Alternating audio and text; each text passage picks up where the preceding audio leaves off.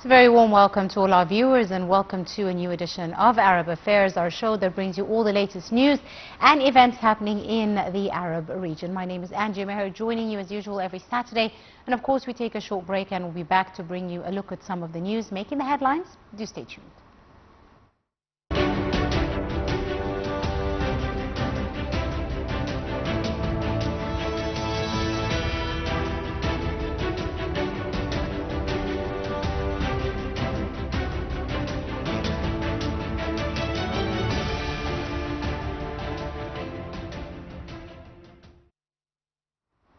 And we begin with a look at some of the news making the headlines, starting with the developments in Lebanon, where Israeli strikes on southern Lebanon killed at least 2 people and wounded over 11 others in the latest attacks, despite a ceasefire between Israel and Hezbollah.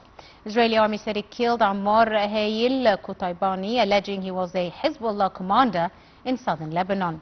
The attacks come a day after Israel bombed 5 towns that it told residents to evacuate. The Lebanese president, meanwhile, Joseph Aoun, condemned the attacks and the silence of the countries who sponsored the ceasefire, which he said encourages further aggression by the Israelis. United Nations peacekeepers in southern Lebanon said the attacks put the fragile stability that has been built since November of last year at risk and called on Israel to refrain from any further strikes and fully withdraw from Lebanese territory.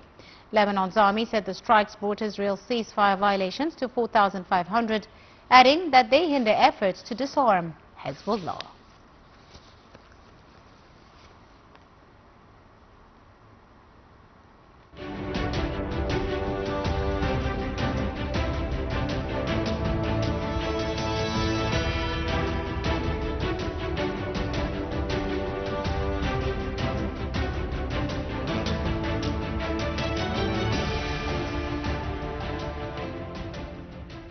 And now we move to Gaza, where 17 Palestinians were killed, including 14 people in Gaza City, by the Israeli occupation fire and airstrikes. The Israeli occupation army continued since the early hours of the morning its violent airstrikes and raids on sporadic areas in Gaza City, leaving martyrs and injuries, including displaced as well as humanitarian aid seekers. We have the details in this report. 17 Palestinians were killed, including 14 in Gaza City, by Israeli occupation fire and airstrikes. Palestinian news agency Wata reported the death of 6 Palestinians and injury of others in occupation airstrike on 2 houses in Tufah and Basra neighborhoods and on humanitarian aid seekers. A number of Palestinians were killed and others were wounded in an airstrike on Basra neighborhood south of Gaza City. Israeli occupation army continues since this morning its violent airstrikes and raids on sporadic areas in Gaza City, leaving martyrs and injuries, including displaced and humanitarian aid seekers.